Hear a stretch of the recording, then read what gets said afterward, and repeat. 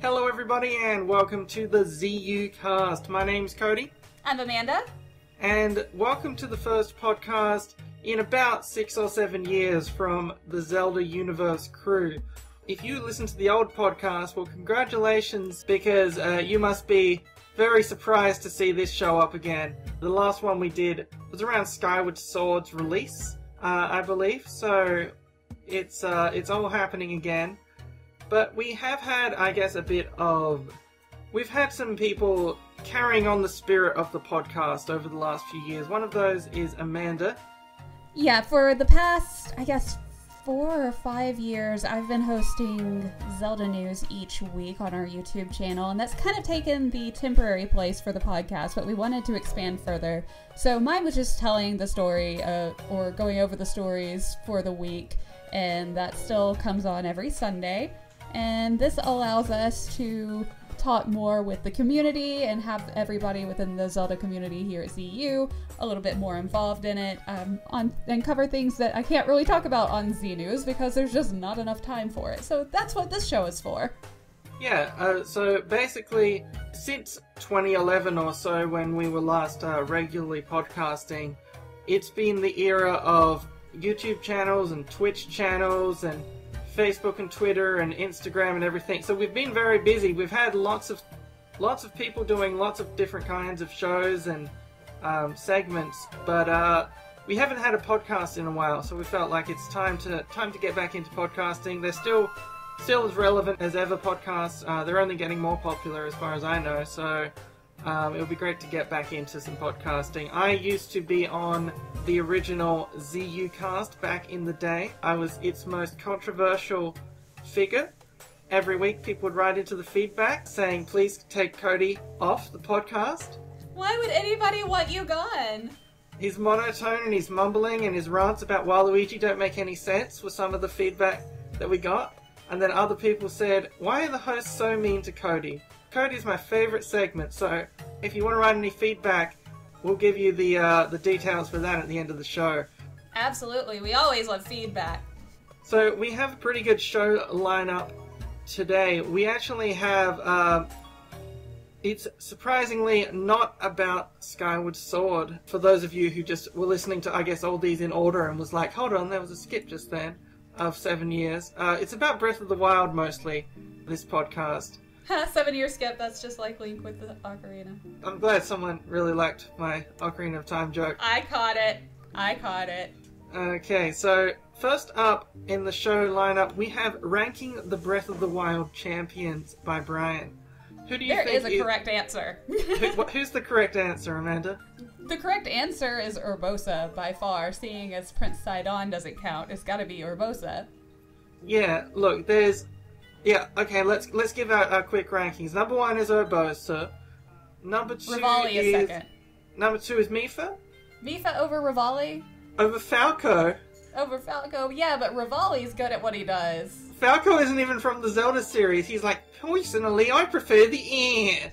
And then he zooms off at his little That's true. His little machine. No, Amanda is what we call a Z-Link shipper, so I think she's a bit worried about Mipha.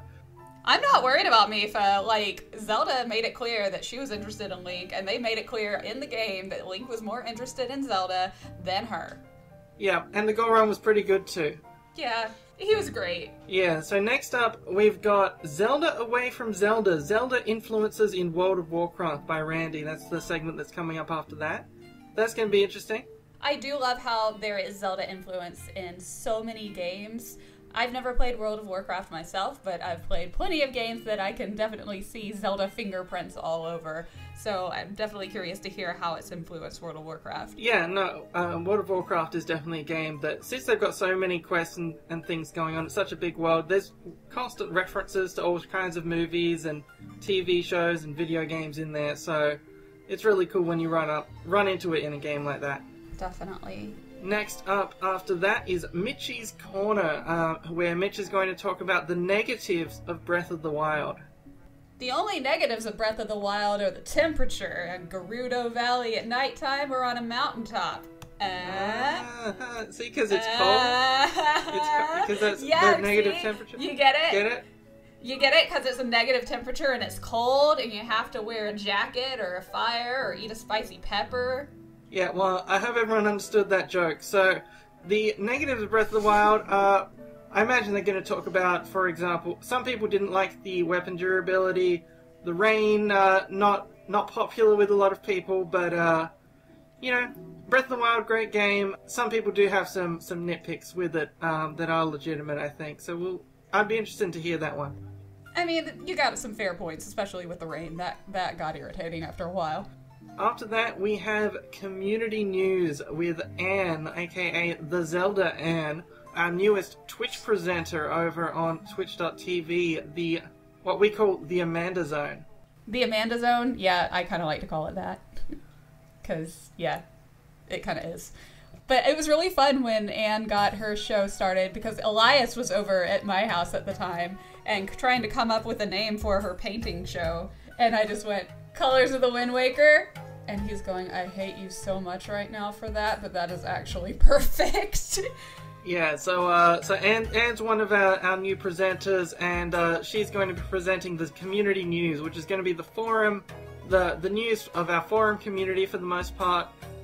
There's lots of things going on there, lots of competitions and stuff. We still have an active forum community, which is probably the most impressive thing about this 7-year break, coming back to it still having a working and active forum, because message boards, not in what we call... It's not really a thing so much anymore. Not what we call the zeitgeist since the invention of Facebook and Reddit and all of that kind of stuff. But our forums are doing great, so go over to zeldauniverse.net/forums and go say hi to the people there.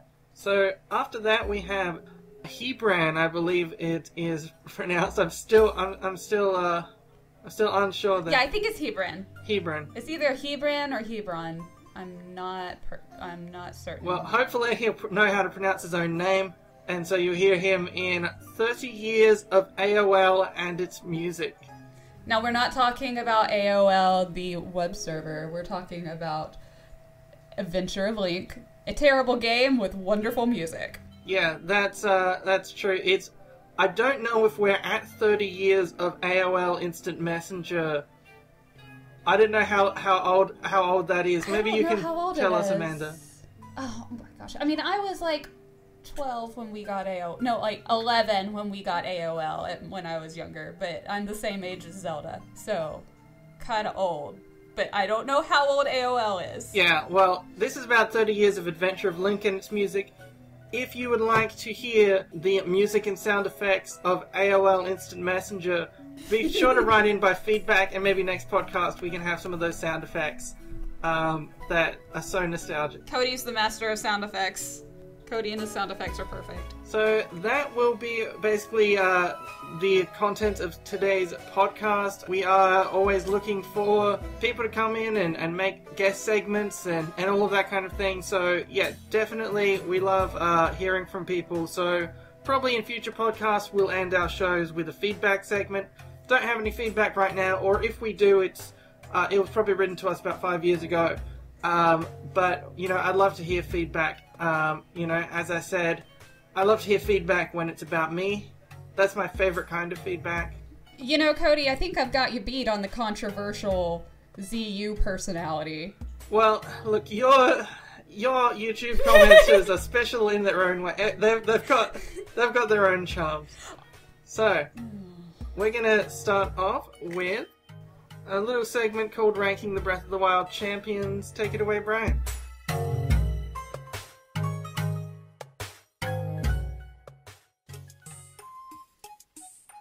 What's up, everybody? This is Brian, and today I am ranking the champions from The Legend of Zelda Breath of the Wild. Now, I'm not including Link or Zelda from my ranking simply because it wouldn't be fair to rank them with the other champions, despite them being the Hylian champion and the commander of the champions respectively. So, let's get started. Flying in at number 4 on my list is Revali, the Rito champion. Now, there's not much in the way to like about Revali. He's cocky, he's prideful, and he thinks that he's better than Link at just about everything. Through notes and memories, you'll discover that Revali is an extremely talented archer and naturally gifted flyer. and that's why he was constantly trying to better his skills in his quest to be the best. His boisterous exterior shrouds his personal insecurities, which adds depth to the champion and makes him relatable, but never quite makes me care about him the way I do the other champions. He's like that talented guy at work that nobody wants to collaborate with, but you really can't deny his talents. In the end, he does admit that Link is better suited to be the hero, and gifts Link Revali's Gale, an excellent traversal skill that has helped me reach the highest elevations with ease, so I guess I should be thankful. Who doesn't love a loud, obnoxious, rock-eating Goron? Daruk checks off all the things I want in a champion: loyalty, admiration, and humor. What I love most about Daruk is that he is immediately impressed with Link's strength and how quickly the two bond with that mutual respect. Unlike Revali, Daruk appreciates Link's skills and strengths rather than attributing them to just basic luck. His large, tank-like exterior is a great juxtaposition to his soft interior. While he is known for his strength and headstrong approach to battle, Daruk is a kind-hearted companion who displays great affection towards his comrades. His amiable demeanor shines brightest when, despite his childhood fear of dogs, he barrels into action to defend a dog from a pack of monsters. Daruk is an intimidating figure with a heart of gold that will throw himself into danger to defend the helpless. I was torn on deciding where Daruk should land due to his amazing ability, Daruk's Protection, a protective aura that has saved my Hylian buns from Guardian lasers more times than I can count. And while his ability is extremely impressive, his personality has been injected into many characters previously from many different video games, which ultimately lands him at the spot of number 3. Coming in at number 2 is Urbosa. Her strong yet gentle persona lends complexity to her narrative as a powerful warrior and a loving mother figure.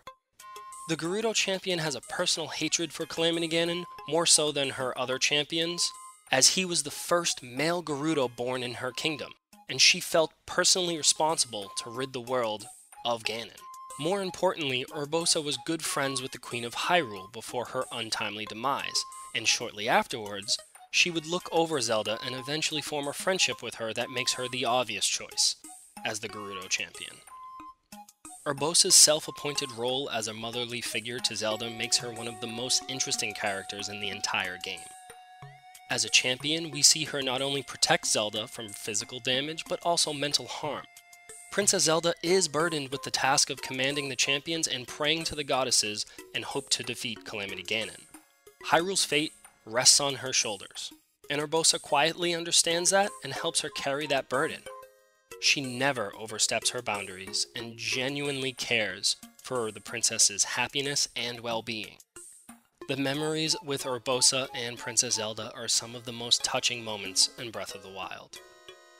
While I find Urbosa's story extremely touching, her ability granted to Link, Urbosa's Fury, a powerful lightning area of effect attack, I found to be extremely underwhelming, and I've hardly ever used it.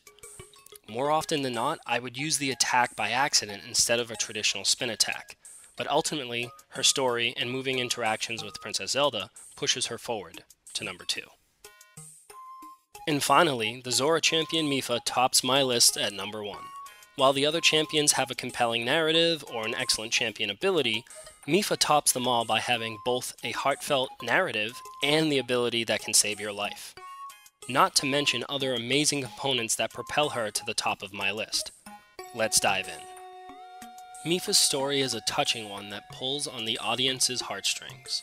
The quiet, introverted princess of the Zoras is one of Link's childhood friends and is secretly in love with our hero, to which the feeling is seemingly mutual. However, when Link finally returns after 100 years of sleeping, the Zora King Doforian and his council do not trust Link, as they blame him and the Hylian race for the Great Calamity and the death of Mipha. The death of Mipha still weighs heavily on Zora's domain, and Link isn't exactly welcome there. 100 years ago, he was probably welcomed there with open arms and loved by the Zora people, especially if Mipha, their princess, was to choose him as her partner. And now all of that is gone because he's become this target of their grief. That's not what Mipha would have wanted for Link, and it's certainly not what she would have wanted for her people. She wouldn't have wanted them to become so overcome with grief that Link has become this outsider. For Link to return to that sort of welcome is devastating.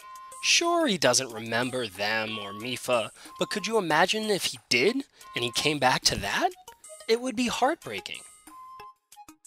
What I think is the icing on this very sad, sad cake would have to be the Zora armor. This armor was made by Mipha to perfectly fit the husband of her choice, Link. And she never actually got to give that to him because she died before having the chance to do so. The Zora armor was crucial to my playthrough, and it allowed Link to swim faster and up waterfalls, and it helped me tremendously with traversal. And it's a constant reminder of Mipha's love towards Link that you have to carry for the rest of the game. In addition to the heartbreaking narrative and extremely useful armor, her ability, Mipha's Grace, is a perfect failsafe. This life-saving ability acts the same way a bottled fairy would, but it completely fills Link's heart containers, and it overflows them by 5, which is perfect for those tough boss battles. And there you have it, folks. My top 4 champions in Breath of the Wild ranked: 4, Revali, 3, Daruk, 2, Urbosa, and number 1, Mipha. What do you think of my list? Do you agree with me, or do you think I'm some sort of moron?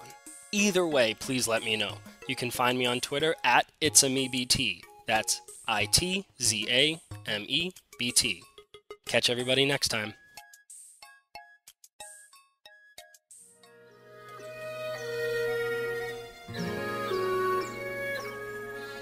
Thank you, Brian. You know, I've really been wanting to cosplay Lady Urbosa. She's just so fierce. I love her so much. Yeah, no, Lady Urbosa is definitely a good cosplay pick. I guess for any of the others, you require a bit more effort, really. A Goron seems like a difficult cosplay. Yeah, I don't think I'm gonna be a Goron, but I feel like maybe Lady Urbosa is like giving me the motivation to start working out more so I can get those Gerudo ripped abs. Speaking of champions, though, I swear Prince Sidon should be a champion. And on that note, I was at AWA, which is Anime Week in Atlanta, not too long ago, and I was walking through the dealer's room and I saw a Prince Sidon body pillow, and I almost bought it. And why didn't you buy it? Because it was like $65 and I didn't need to spend that. But if you did Zelda news and Prince Sidon's body pillow was just sitting there in the background with no explanation, I would have loved that. That would be good. That would be a good addition to the Zelda news. I agree, and I should just have it sitting there and just not say a word and just completely not even acknowledge it. It's what they call a conversation piece. Like if you invite people around, just inexplicably one of the chairs around the table just has a body pillow sitting in it. Oh, and what is this pillow here? When they ask, you say, "Oh, that's just Sidon." Yeah, he's a prince. Yeah, he's a prince. He's a fish man. He was the what was it? He was the, what's the word? He was the inspiration for the movie The Shape of Water, after all. Yes, that is true. So, yeah, well, we do have one other thing here at the moment before we move on to the next segment. It's called ZU by the Numbers, and it involves our production assistant Realm Wings posting a survey on the forums about various topics relating to ZU and or Zelda. So, the first question, well, there were 20 respondents to this survey. Not particularly a representative amount, but that doesn't matter because none of the polls we ever do are particularly scientific. We just like saying them. Oh, they're completely scientific. I don't know what you're talking about. Yeah, completely scientific. So the first question was, which forum skin people used? Out of the people who responded, almost 70% say they used the throwback skin, while about 26% say they used the temple default skin, and the rest use Blue Temptation, which is just some basic skin that comes with the board. So that's an interesting one. Throwback, if you didn't know, is this old blue skin that's it's meant to look like the ye old days forums of like 2003, when we had blue skin back then, and people really like, or the kind of old and dedicated members who responded to this, who were dedicated enough to respond to a survey, a majority of them used throwback. So that was an interesting one. They were also asked what their favorite board on the forums are, and here's how you can tell. Here's how you can tell that there may have been some bias in this poll. 37% said the Nehru clan board is their favorite.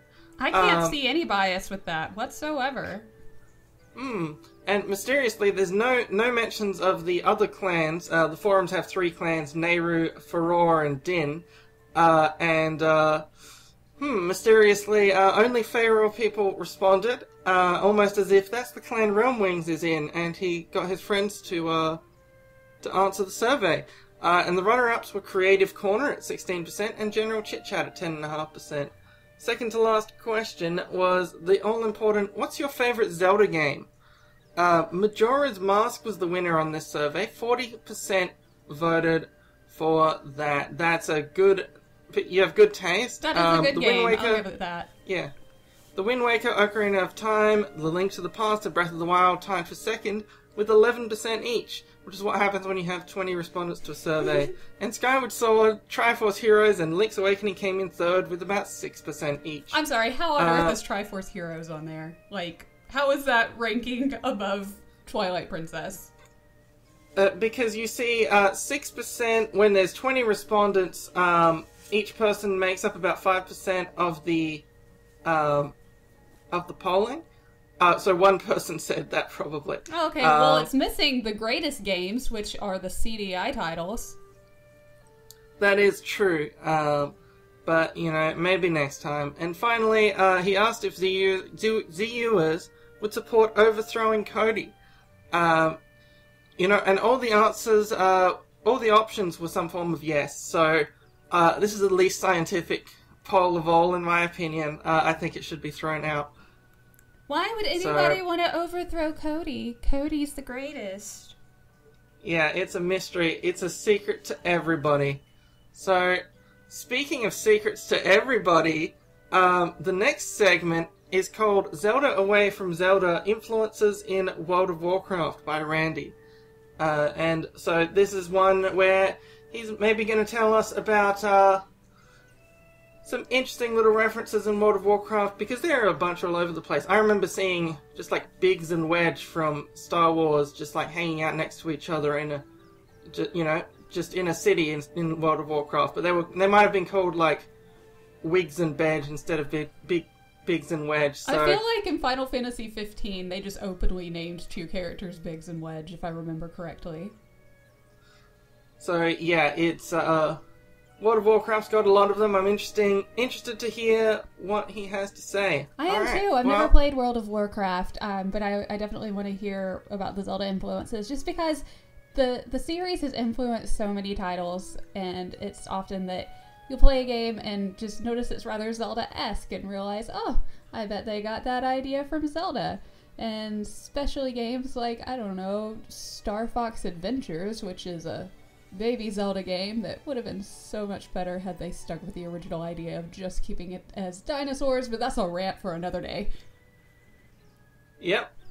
We want dinosaurs. Speaking of dinosaurs, here is the segment.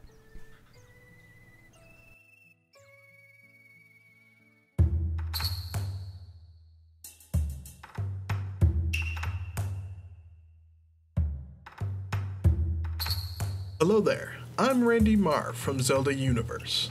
I call this little section Hyrule Away from Hyrule, The Legend of Zelda in Other Games. I want to thank you for your time, and I hope after this you'll look forward to future episodes. On this episode, I'll be talking about our favorite franchise's effects on a little game called The World of Warcraft. This globally successful, massively multiplayer online game is full of all manner of pop culture references. Whether you're buying a giant handbag from Harris Pilton, battling the Street Fighter Lun Chi, or doing a barrel roll, and I mean literally rolling a barrel underneath your feet along the top of a great wall, You can't go too far in the game world without tripping over a cultural spoof. But back in the earlier days, before the Cataclysm changed the world forever, before the Lich King's army and the Burning Crusade threatened all life on Azeroth, there was a little dent in the far corner of the landmass known as Kalimdor. There's a lot of theories as to what created that valley, but in the end it became known as Un'Goro Crater, meaning Godlands in the language of the terrifying insect creatures that once inhabited most of the known world. Something inside the crater granted a new spark to some old life.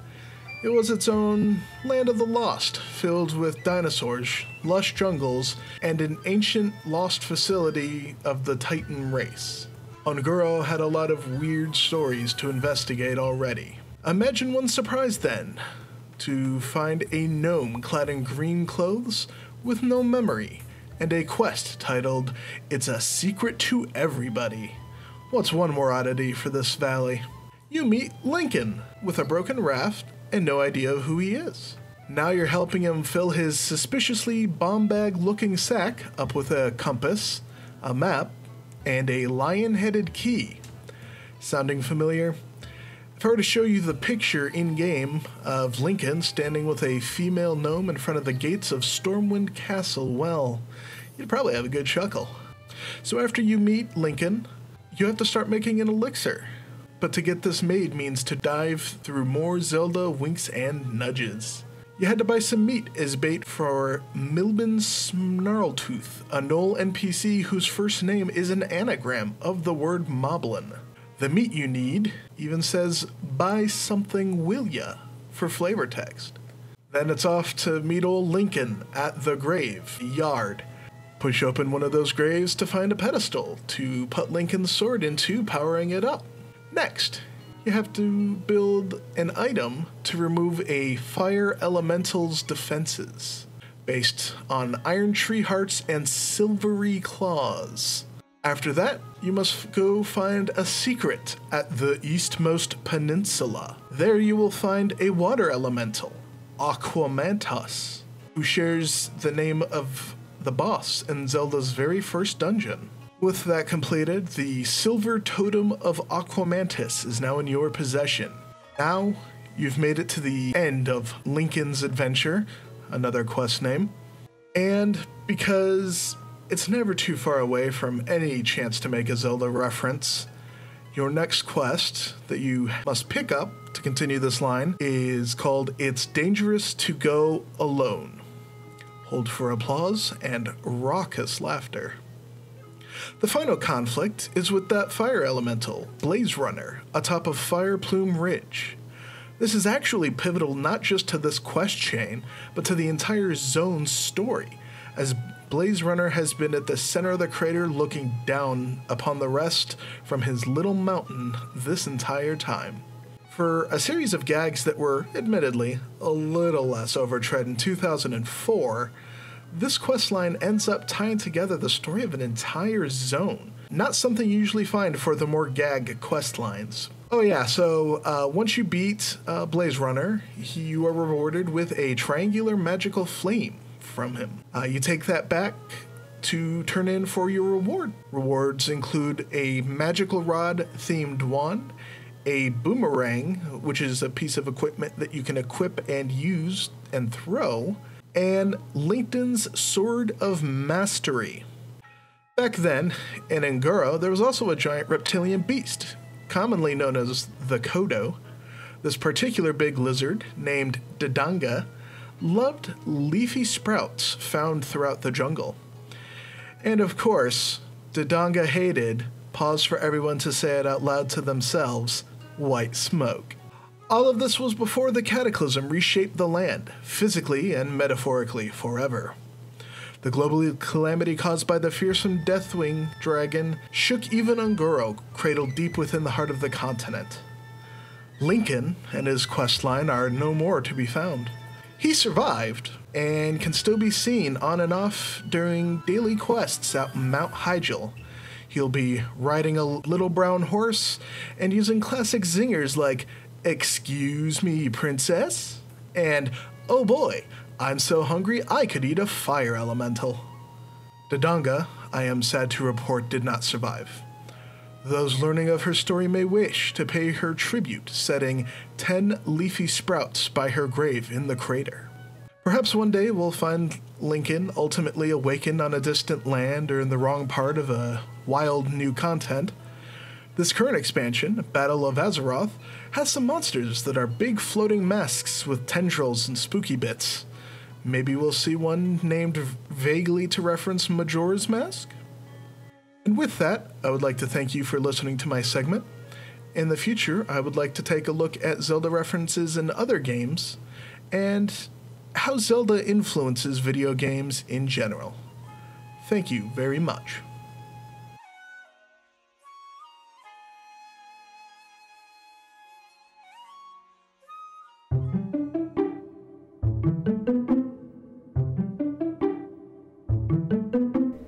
Thank you, Randy, for that World of Warcraft segment. You could even say, wow, what a great segment. Oh! Go, Cody. You're so funny. So,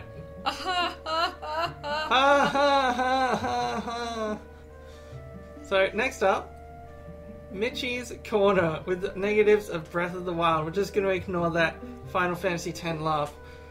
So, yeah, negatives of Breath of the Wild. You know,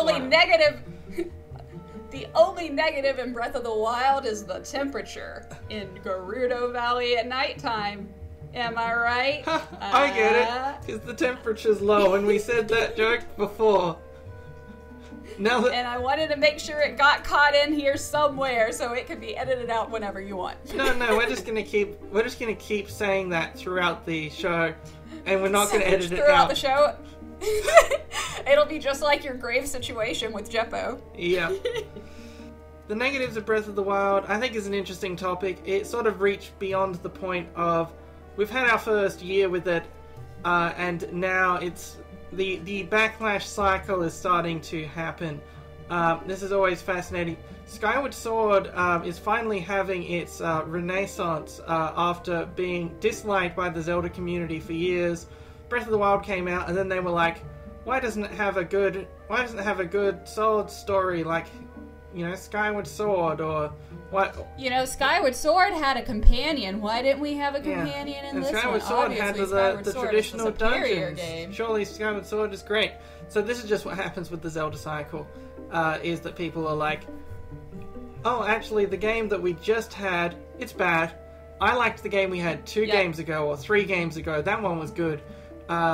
But yeah, so for the next couple of years, they're all going to be complaining about Breath of the Wild until a new Zelda game comes out, and then all of a sudden, Breath of the Wild is going to be the greatest game that's ever created, and the new Zelda game is also going to be wonderful, and then after a year, that one's going to suck. Yeah, that's not to say that the negatives of Breath of the Wild aren't legitimate. You know, I think the hype cycle for Breath of the Wild did go possibly above treating it like it was absolutely perfect when there are things you can look at and say, I would have done this differently. But yeah, let's find out what those negatives are in Mitch's opinion.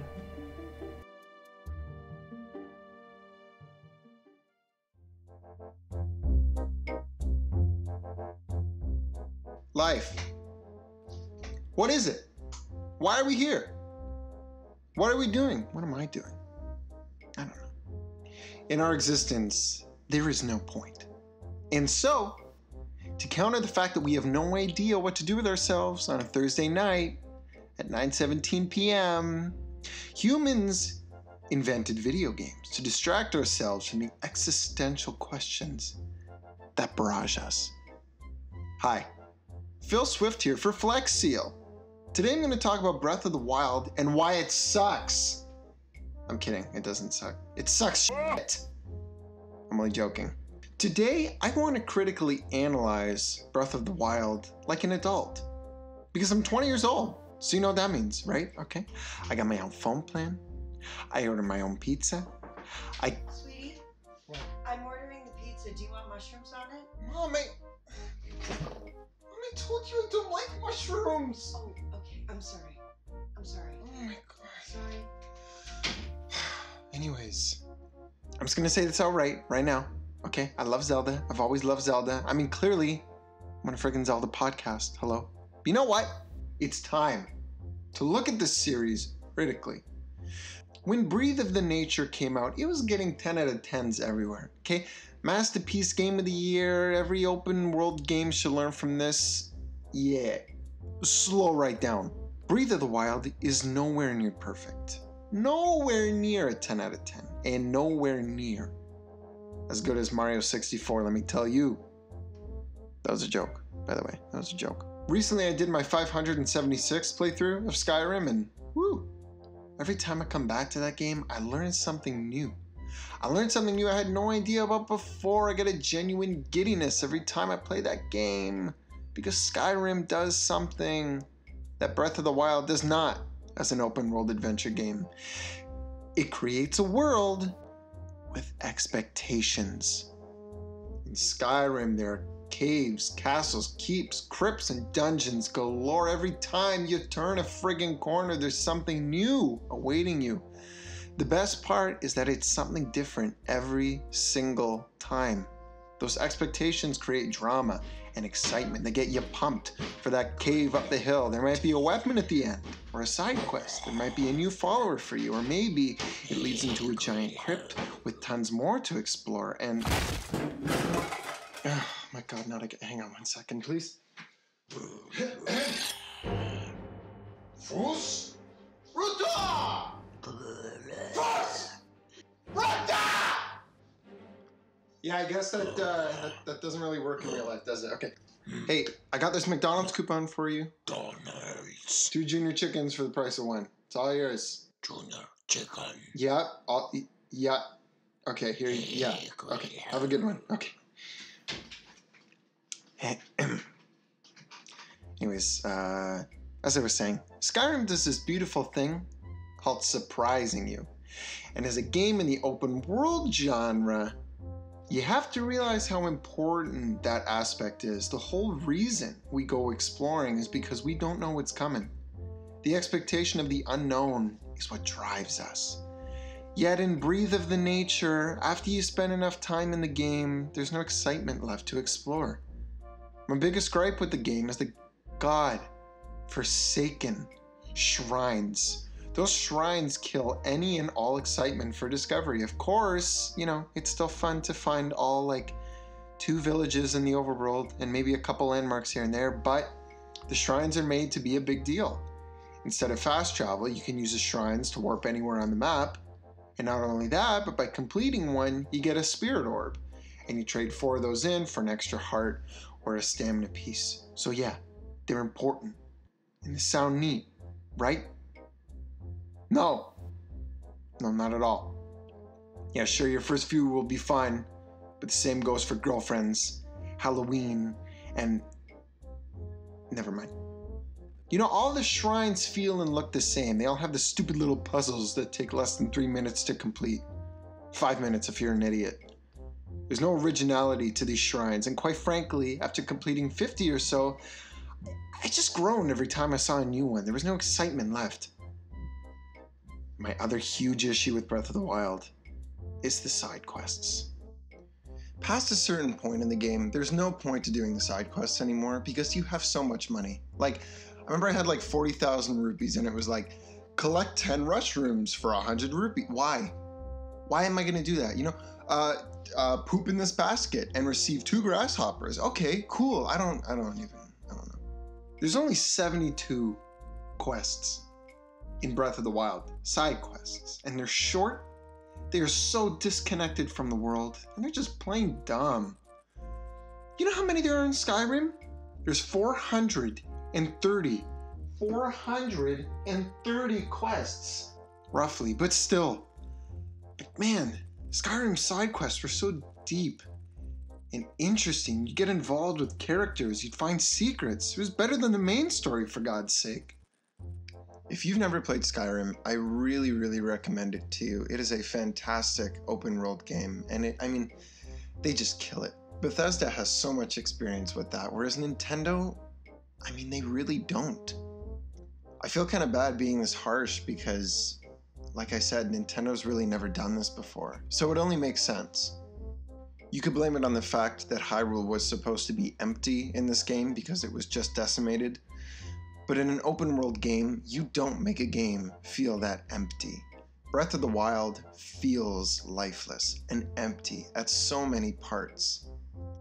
Yet despite everything I'm saying, Breath of the Wild will still go down as one of my favorite open world games ever. I just think there's a lot that can be fixed. And they did so much right. I mean, the atmosphere. I remember riding around through Hyrule Field for hours just looking at it. It's so scenic. It's so beautiful. They did a perfect job with that. And hey, if I were to sing Breath of the Wild's praises, that would be an even longer segment. You know what? I just like focusing on the negative because I'm an asshole and I'm depressed. So, you know. Anyways, I wish I had more time, but alas, the throne of hell calls me and I must answer. Farewell. Perhaps I'll see you next time. And don't forget about those 900 Korok seeds. 900 seeds. Are they nuts? Jesus Christ.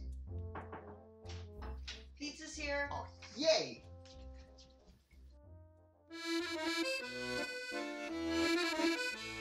Thank you, Mitch. Hey, Cody. You know what the only negative was in Breath of the Wild? What was it, Amanda? The temperature in Gerudo Valley at nighttime.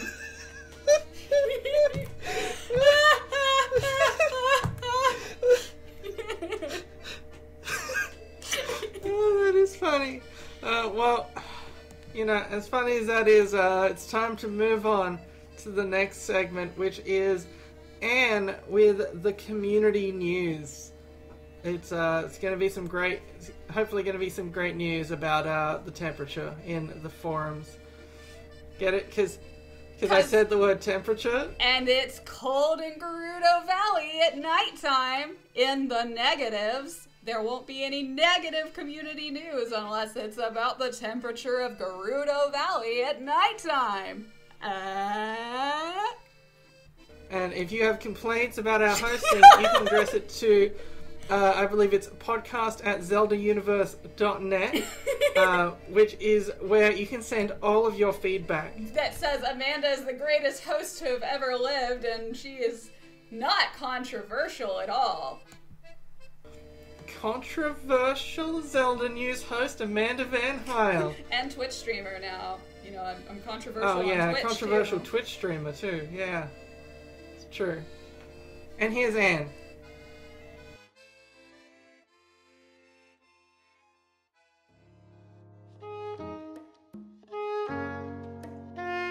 Hello there, my name is Anne, and this is your community news, highlighting the latest happenings on the Zelda Universe forum community. Since this is our first episode in almost 7 years, I will be covering some notable events from the past 3 months or so, in case you've been AFK for a while. First up, the Summer Awards took place in June and July. As always, they were a heated contest with no survivors. Okay, I'm just kidding. But you should check out the results in the Community Awards board to see who took which crowns. The past several months have seen several changes in the ranks of our beloved overlords, the forum staff. Hoju and Common Knowledge have responded to a higher calling to become mods of the Serious Discussion Board. True Edge 67 has always welcomed new members with open arms, but now he is welcoming them with longer arms? As board mod of Newbie Central. An Epic Star now has the role of overseeing the Roleplay Guild with Rookie. Get it? Role of the overseeing the Roleplay Guild? Come on, it's funny. Along with these new additions, we've unfortunately lost 3 members of staff. Don't worry, they're all still alive and well around ZU. Pennington has stepped down from moderating Serious Discussion, and Sammy Nornell has left her post as Roleplay Mod. Serious Discussion Mod Silver has also left staff, but not really. He no longer mods said board, but he's still part of the mod team. I don't quite get it, but sometimes that's the way things go on Zelda Universe. That's it for staff changes. Each month, the ZU community shines a spotlight on a notable member of the community through a treasured tradition known as the Member of the Month. July's Member of the Month was newish ZUer Gregorius Tree, while August was our own podcast producer and resident non-hat, Eslo Spirit. The Member of the Month for September is new moderator Hoju. The Member of the Month thread is located in Community Central, so feel free to ask some uncomfortably personal questions of the current spotlighted member at your own peril. This September, ZU hosted its first ever community scavenger hunt. This exciting event was started by Community Central Mod K. For each of the 5 weeks, participants were given a list of 5 different objects that they needed to take separate pictures of, like a payphone, or an object with graffiti on it, and post it in the official thread. Each object had a value of between 1 and 5 points. The winner is the person who has the most points at the end of the month. The scavenger hunt is still ongoing at the time of recording, so we can't declare a winner yet, though Boxes, N64, and Dawn Saltine are currently dominating the scoreboard. There are whispers in the back alleys of ZU about a mysterious 4th clan board that has appeared in the clans section. I have no idea what they're talking about. Best to ignore these rumors, folks. Over in the Zelda section, people continue to discuss a certain fantasy adventure video game and franchise. In the classic Zelda board, recent member of the month, Gregorius Tree, has started a Zelda 2 appreciation thread, a touching ode to one of the most unappreciated installments in the series. Meanwhile, over in theorizing member No Kotoro, who claims not to be the Thorax, has put together a gigantic new phylogenetic tree of the species and races of Hyrule. This is definitely worth checking out, especially if, like me, you've ever wondered how the Hinoki are genetically related to the Keaton. A new and collaborative Design Your Own Zelda game thread has appeared and grown to unimaginable size in the creative corner. Viola the Chica Boy is leading the charge to create a comprehensive concept for a new Zelda game, which eventually will be playable in our dreams. Join the team today and outdo Nintendo in imagining the perfect Zelda title. I have been informed from a reliable source from ZU's most famous Dungeons & Dragons campaign, the Fragmented Accord, will be resuming in the RPG section in the near future. If you are interested in joining the party, Malia might be able to squeeze you in, so contact her. Oh, and I see here that Eslo Spirit wants to give a quick shout out and thank you to Malia for producing the podcast a million years ago and helping to pave the way for this recording. Well, isn't that so sweet and nice? Anyway, if you want to follow along with the shenanigans, the Fragmented Accord roleplay thread is located in the Dungeons & Dragons board. Now let's step into the main site side of ZU for a moment, where magic happened in August. From the 16th through the 20th, Zelda Universe held its annual ZU-a-thon, Zelda for Eternity charity event. Over the course of the 100th hour marathon, during which various ZU personalities binged various Zelda games on our Twitch channel, Zelda Universe TV, we raised over $2,000 for Direct Relief, an organization that provides disaster relief to those who need it. That is incredible! Thanks to all who donated, and we hope you'll join us again for the next ZU-a-thon. A lot happens on ZU, even in just a few months, but we want to include some more news in the future about what happens in the lives of ZUers off ZU. Have you earned your driver's license? Earned your diploma? Got a new job? Got a new significant other or spouse? Have a new family member, human or otherwise? won an award. We want to know any of these things and more. Let us know about the intimate details of your life. Keep your eyes peeled for a thread in the Community Central in which you can submit your own news stories for the broadcast. One last news item. The ZU Podcast is back for the first time since 2013. Whew, that was exhausting, but luckily we're done. This is Anne reporting the community news, where the Triforce continuously shines. Hope you have a good day.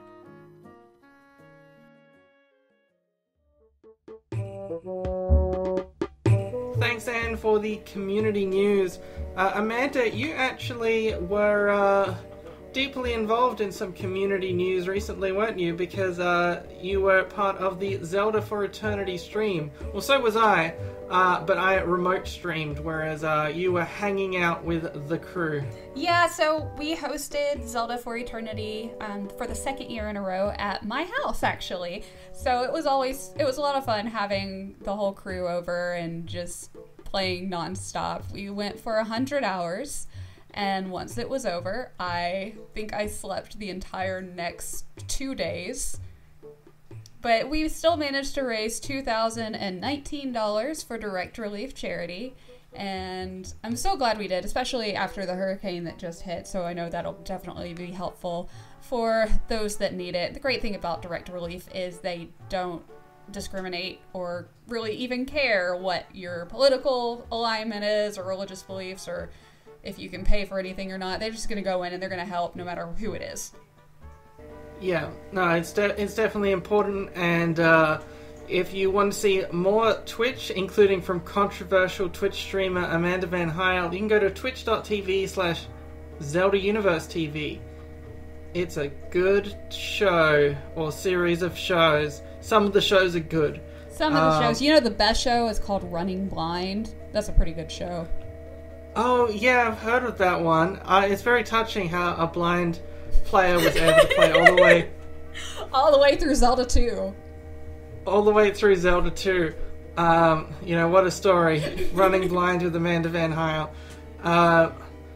So, next up, what we've got is 30 years of AOL and its music. 30 years of Adventure of Leek and its music from Hebron. Hebron, I hope that you can tell us a lot about your adventures in AOL.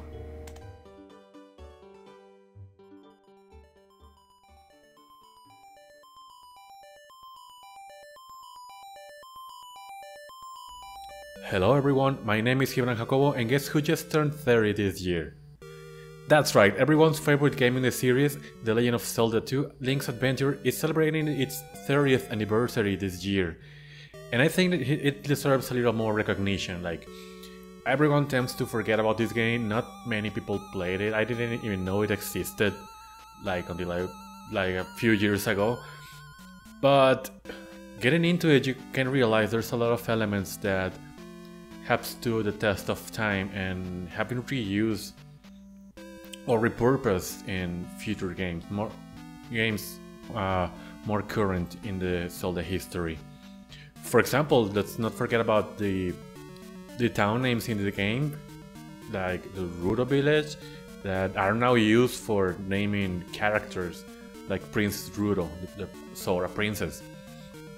So I think there's many things to appreciate from this game. Even I know it's not that easy, maybe even not that good, but it's maybe very different from the other games. But to be honest, back then when it was new, what else did we have to compare? Just the first original Zelda game. So I understand developers wanted to go in a different direction, try some new stuff, see what works, see what doesn't work, like they've been doing a lot of times since then. So this game deserves more than a chance. And so today, to celebrate its 30th anniversary, I'd like to talk about its music and all its influence it has in all the newest Zelda games.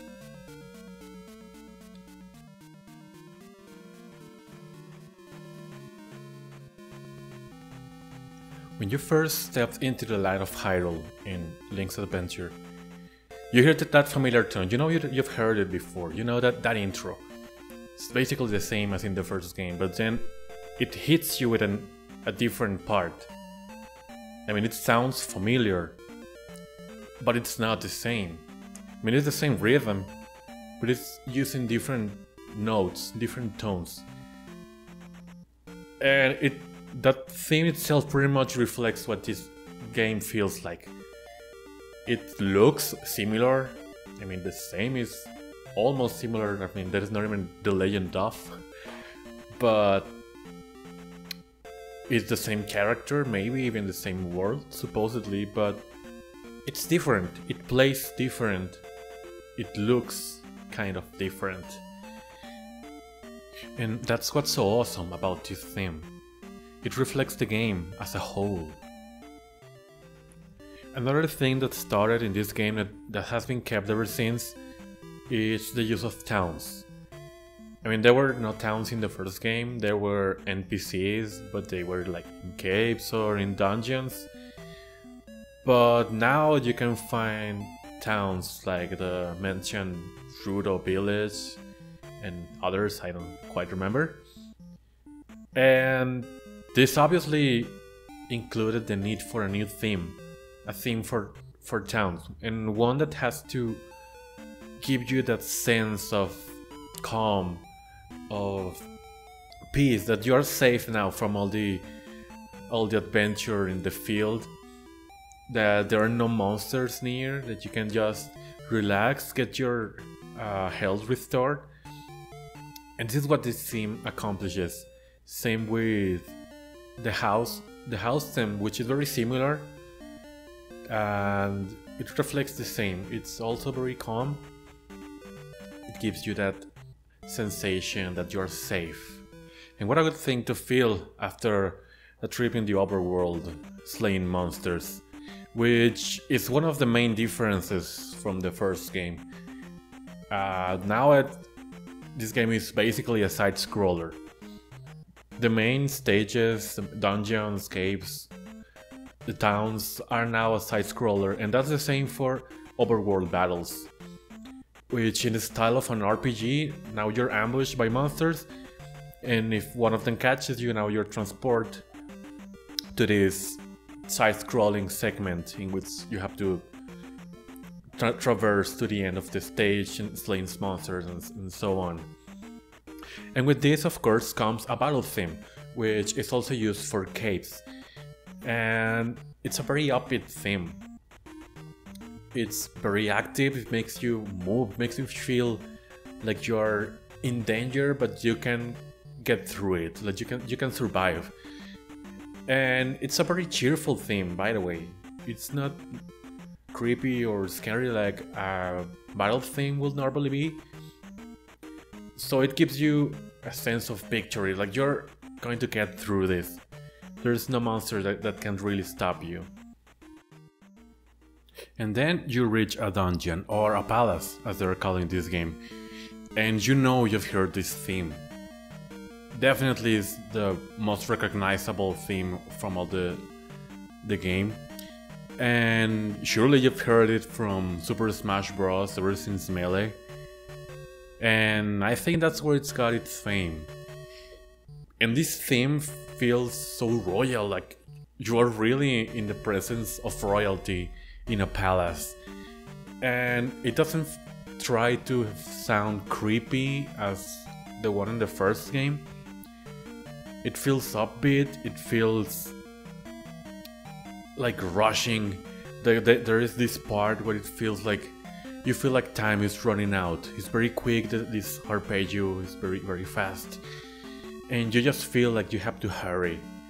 I mean, there is really not a time limit, but these mazes really make you feel lost, and this theme doesn't really help a lot. Then at the end, like in any good Zelda game, you meet a boss, and this theme, it's really iconic to me.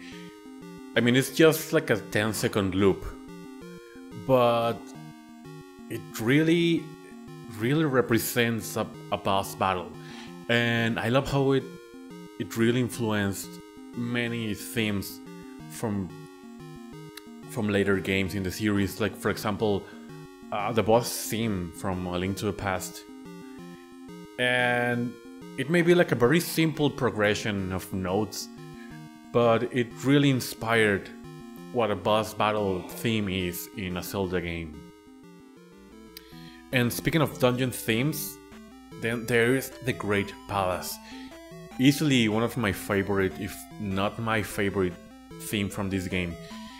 It gives off the same vibe as the other palace theme. I mean, it follows a similar structure, if not the same, but it manages to amplify it to a level very certain for what's going on. I mean, it's just the last level in the game, it's the last stretch, and this thing really gives off that emotion without losing the essence of what a palace theme has been in this game. I mean, it's really full of emotion. I mean, you're about to save Hyrule, you're about to end the game, save the princess, whatever, but not without a final test. And that test is, of course, the final boss, Dark Link. And this theme it sounds very similar. I mean, it's the same intro as in the battle theme from the overworld, but it also manages to combine a bit from the other boss theme, the regular boss theme. And it's just marvelous the way that these two themes combine to create this one. I mean, I counted it, it's a 17-second loop. A very, very short theme. But still with that little combination of notes, it manages to give off that vibe of a final boss battle, which can be really intimidating. I mean, battling your own shadow out of nowhere. It can be very frightening and very difficult at first, until of course you find out the secret, which is crouching in a corner and stabbing with your sword mindlessly. But still, great theme, great battle, and of course, great game.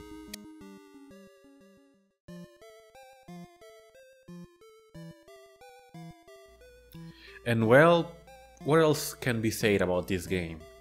I mean, it's really very different from the other games in the series, but that's what makes it so special.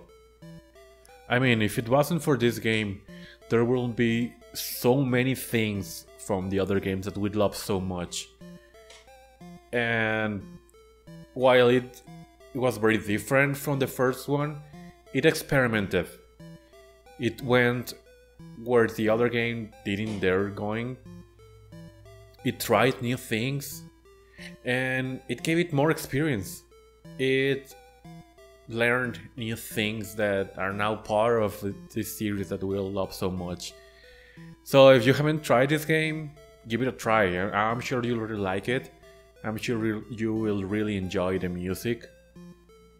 If you have played it before, well, why not play it again? I mean, it's a good challenge every now and then, and it's a really, really good game. So that's it for me. I hope you've enjoyed listening. And thanks for listening. And I'll see you in the next episode. Well, not exactly see you, more like you'll hear me, but you get the idea.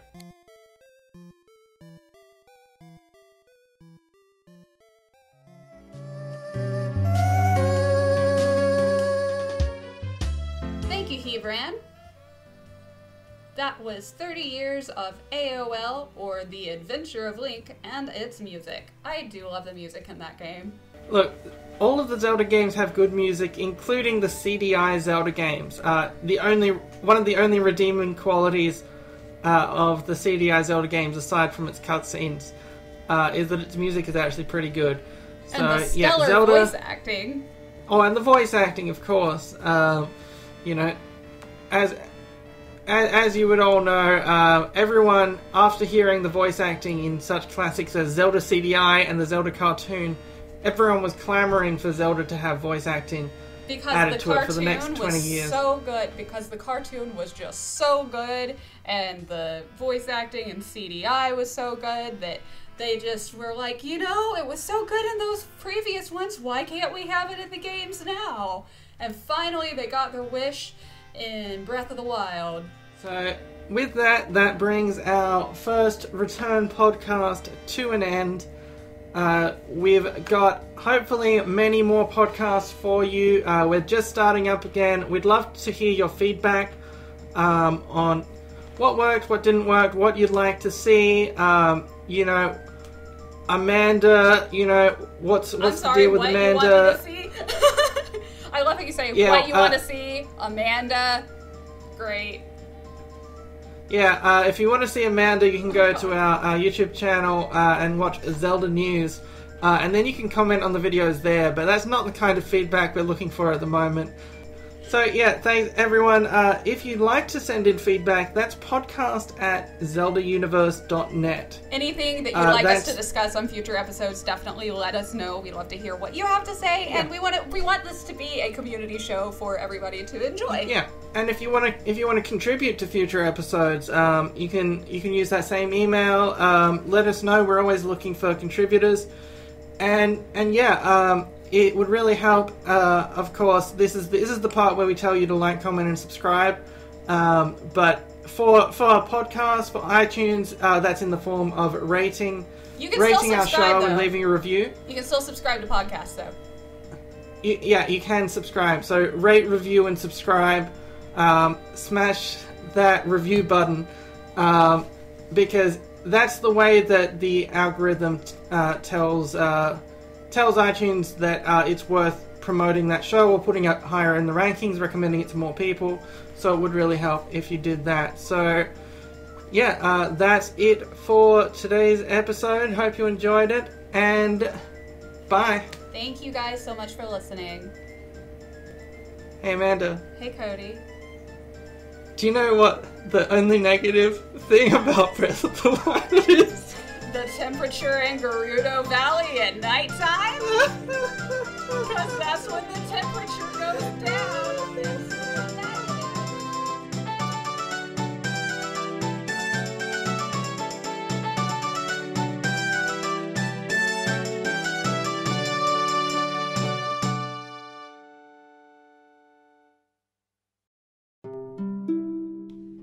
You've made it to the end of the first episode of the ZUCast in a million years. On behalf of the entire ZUBC, thanks for checking out our podcast. We're still getting used to this again, so no promises on when the next episode will be out, but my fingers are crossed for a new one within a month or so. Anyway, now that I've thanked you, it's time to thank the people who made this episode possible.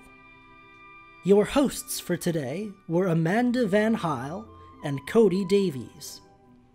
Brian Thomas ranked the champions from Breath of the Wild. Randy Marr explored the influences of the Zelda series on World of Warcraft. Mitch made his case for Breath of the Wild's being overrated and got some pizza while he was at it. Anne reported the community news from the Zelda Universe forums. Hebron Jacobo celebrated 30 years of The Adventure of Link and its timeless tunes. The executive producer is myself, Eric, known to some as Eslo Spirit. Our consulting producer and actual Australian is Cody Davies. Our hard-working head editor is Kelly Timmerman. Our public relations assistants are Mary Stowe on social media, Pietro Bucci on the ZU forums, and Megan Negrelli on general outreach. Our production assistant, Realm Wings, helped me compile this episode's community news, for which I wrote the script.